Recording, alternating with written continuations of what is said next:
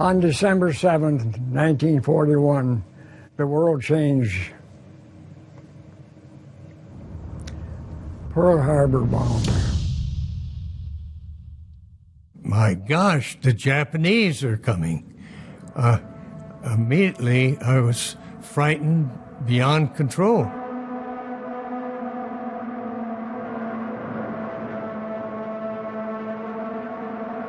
The people that were killed and wounded, I wasn't prepared for that. That was a real shock.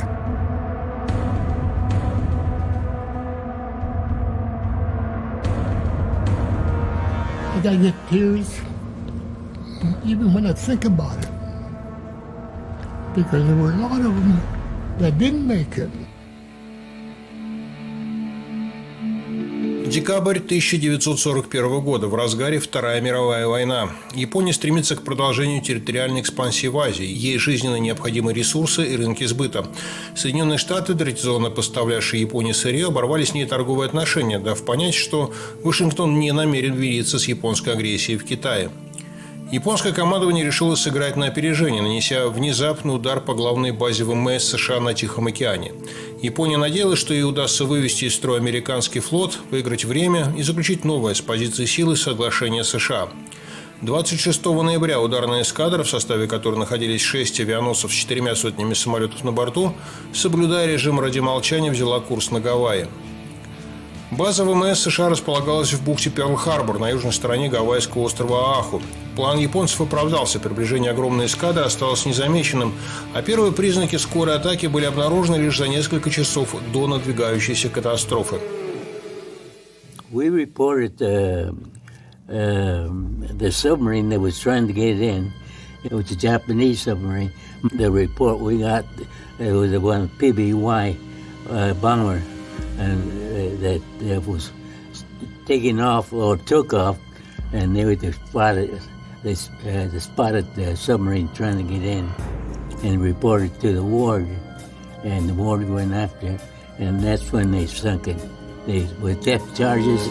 Подлодка была потоплена 7 декабря в 6:45 утра. Сообщение о контакте с противником командование американского флота получило лишь в 7:30, за 20 минут до начала атаки.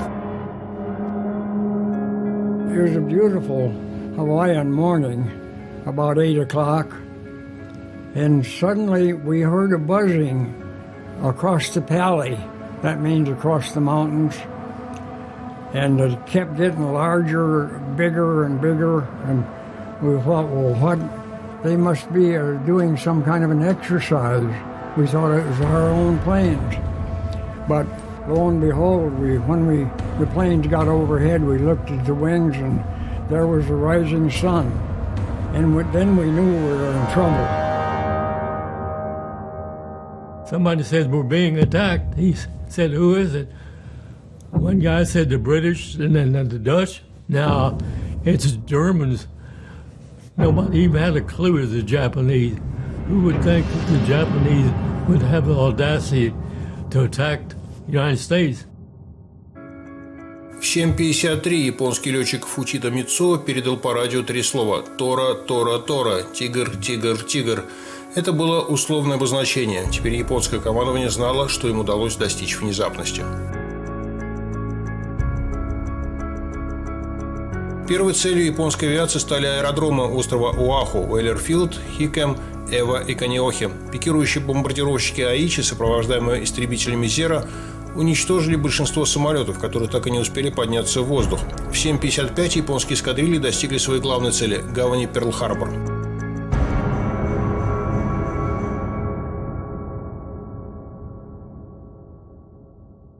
She came over into our bedroom and called me and told me that everything was on fire, that we were being attacked, and I said nobody will attack us. I said, you're seeing things. I went out and saw the harbor on fire, and all black smoke from the oil from the ships burning. Sailors were going to catch a boat to go to church. Of course, the noise from the bombs exploding changed their mind. Now, the fleet was not ready for an attack. The ammunition was in the lockers locked up. So they didn't have access to the ammunition to fire at the Japanese aircraft. That was a serious mistake. Nobody knew what to do or where to go because so many men were missing. Some of them were home, some of them were on the way to the ship. The air was filled with all kinds of smoke and debris. The noise was unbearable. Guns were going off, seemed like all around us. And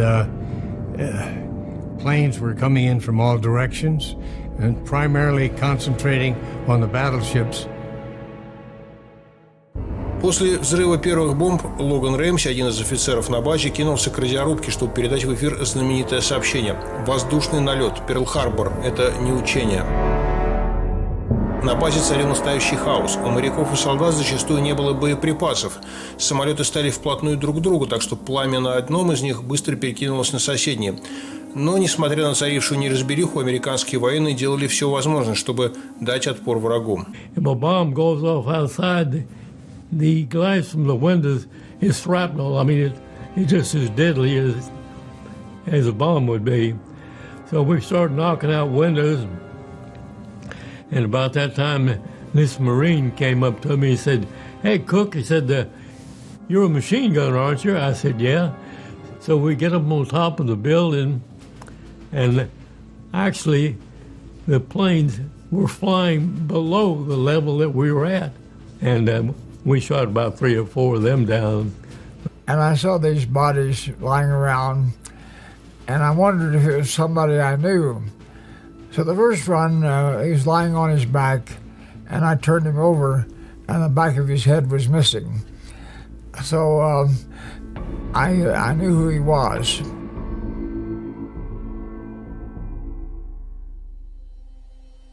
They were after the carriers, but they weren't in. But so they got after the battleships and cruisers and destroyers and repair ships and the shops and everything. Двух американских авианосцев в бухте действительно не было. Незадолго до атаки они покинули Перл-Харбор, где, тем не менее, оставалась главная ударная сила флота – линкоры. Первым под удар попал старый учебный броненосец «Юта» и стоявший рядом с ним корабли.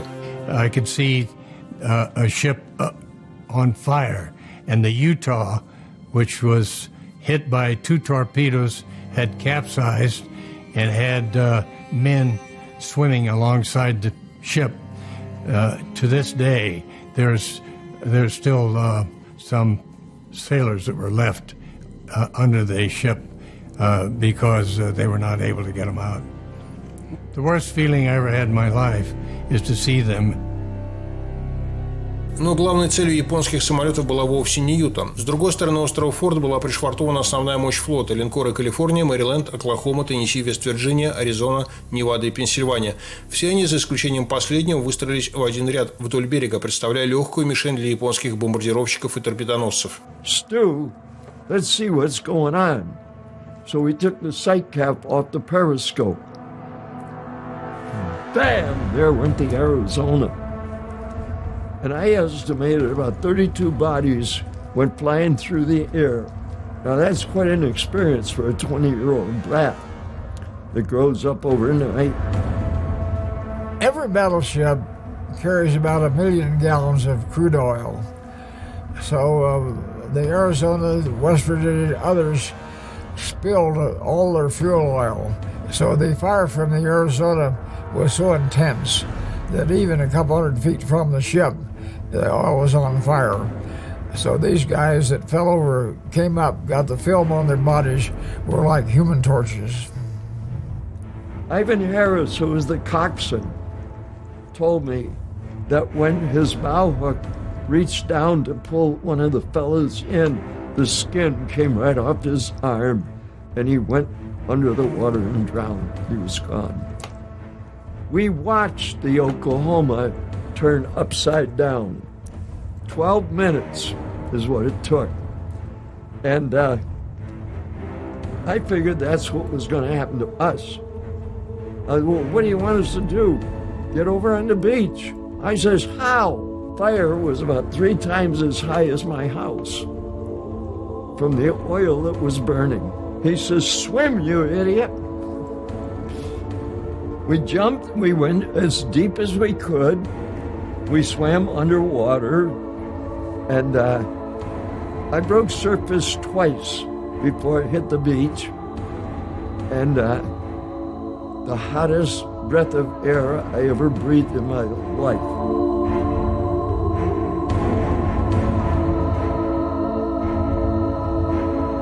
The Tennessee, the California, West Virginia, Pennsylvania, they were all in competition for bluegrass and romance and all that. And they won.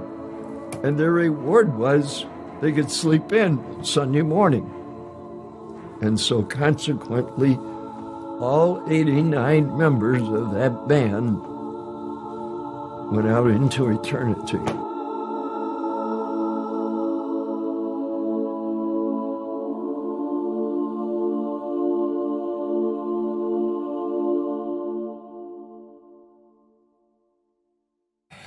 Most of the damage was done in the first 11 minutes by the torpedo planes and the dive bombers. I showed up about 20 minutes later. Now, at that time, the West Virginia, my ship, was on fire and sinking. The Arizona looked like a volcano right behind us. The Oklahoma right ahead of us had capsized upside down. Через 10 минут после попадания первых бомб Аризона пошла ко дну. Вместе с кораблем погибли более 1100 моряков. Это около половины числа всех американцев, погибших в Перл-Харборе. Другие корабли также подверглись массированной атаке. Помимо горящей Вест-Вирджинии, огнем была охвачена Калифорния, которая затонула вслед за Аризоной. Battleship roll in a situation like that cannot move. With your lines, you're tied together. You have to be away from each other. Heard some. There's some. Once or twice we heard an explosion, and of course we was lucky that we had our second bomb hit the Tennessee, went into the powder room of the number 3 turret on that 14-inch gun, and we were lucky because it didn't go off. It's a dud. If it had blew up, we'd have been just like the Arizona. Теннесси повезло. Не разорвавшиеся бомбы позволили выиграть линкору немного времени, в течение которого корабль попытался покинуть гавань, спасаясь от огня с горящей Аризоны. Корабль успел спасти часть экипажа погибающей Аризоны. Чтобы избежать его участи, капитан Теннесси принял решение посадить корабль на мель. Так же, как и Теннесси, небольшие повреждения получил стоявший позади него Мэриленд. Однако его соседу, Оклахоме, повезло куда меньше. The Oklahoma was hit with 9 torpedoes and 500-pound bomb, and it rolled over. And the Oklahoma was inboard of the California. The people were on top trying to get the bodies out. There was 33 people trapped in it. 7 that I know of that died from asphyxiation by a friend of mine who was a chief metalsmith. He took a crew and went over on the Oklahoma with an acetylene torch. And the heat from that torch united with the fumes of oil and gas below and asphyxiated 5 of the men that died. 2 days later, I walked up and there's cutting holes in the bottom of the ship. And they'd heard somebody knocking. And I seen 2 men come out, 2 boys. And they just run, grabbed around the first person they saw. Однако до конца было еще далеко. Около 9 утра на горизонте появились 170 самолетов противника. Началась вторая волна атаки, в которой японцы, впрочем, встретили куда большее сопротивление. Everybody wanted to get even, wanted to give them some bombs in return. I'd say that retaliation by our members of the military was top-notch on their minds.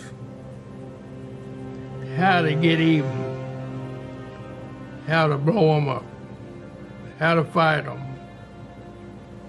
That was the number one question, number one thing that people did for that moment.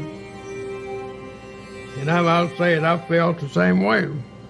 Did I want revenge? I guess in my heart I would say yes. And yet I did not have a hatred towards them. But I did think that we needed to respond in a way that Japan would know that we're not kowtowing to them, or no way is Hirohito going to march down Pennsylvania Avenue in Washington, D.C. В ходе второй волны японские самолеты нанесли еще одну серию ударов по аэродромам и попытались уничтожить доки. В воздух успели подняться отдельные американские истребители, вступившие в бой с противником. Крейсер «Сент-Луис» смог вырваться из бухты в открытое море, где атаковал японскую субмарину.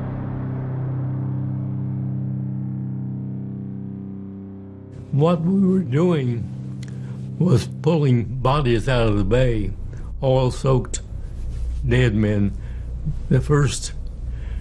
One of the first ones I grabbed hold of, I reached over to pull this sailor out. I had his hair and half his shoulder, and the rest of his body was gone. Some 2,000 boxes lined up, and nobody had a dog tag, so we had to look at the shirt they had on or whatever and see who it was. I did that only once, and I couldn't do it again. After the attack and the fire was out, there was nothing to do on the ship. So I went over to the hospital and saw these probably 100 men or more in suspension. They'd been badly burned, hair burned off, and they were blind. And I knew some of them wouldn't live through the night. So I took a notebook and said, if you give me your parents' address and dictate a note, I'll see that they get it. That was kind of surprising, because no matter how bad a shape they were in, the message of parents is, don't worry, I'll be all right. And there was optimism about them, even though most of them died that night. Соединенные Штаты понесли огромные потери. Во время атаки погибли 2403 американца. Еще 1178 получили ранения, травмы и контузии. Были уничтожены 188 американских самолетов. Все 8 линкоров были повреждены. При этом 2 из них, Аризона и Оклахома, были потеряны безвозвратно. Впоследствии Оклахома, на борту которой погибли почти 400 человек, была поднята с морского дна, однако восстановлению уже не подлежала. Останки Юты, одной из первых встретивших неприятеля, до сих пор лежат на отмеле острова Форд. Над затонувшим корпусом Аризоны впоследствии был возведен мемориал. На следующий день после нападения с трибуны Конгресса прозвучала знаменитая речь президента Франклина Рузвельта. Yesterday, December 7th, 1941, a date which will live in infamy. The United States of America was suddenly and deliberately attacked by naval and air forces of the Empire of Japan. День позора, как его назвал Рузвельт, стал отправной точкой к участию США во Второй мировой войне. Американское общество сплотилось перед новой угрозой и в максимально короткие сроки смогло оправиться от атаки на Перл-Харбор. Уже через полгода 4 из 6 японских авианосцев, принимавших участие в нападении на Гавайи, были уничтожены в битве у атолла Мидуэй. С того момента американские силы начали освобождение Тихоокеанских островов от японских войск. И еще через 3 года Япония подписала акт о безоговорочной капитуляции на борту линкора «Миссури», который сегодня стоит там же, где и начался долгий путь к победе, в гавани Перл-Харбора.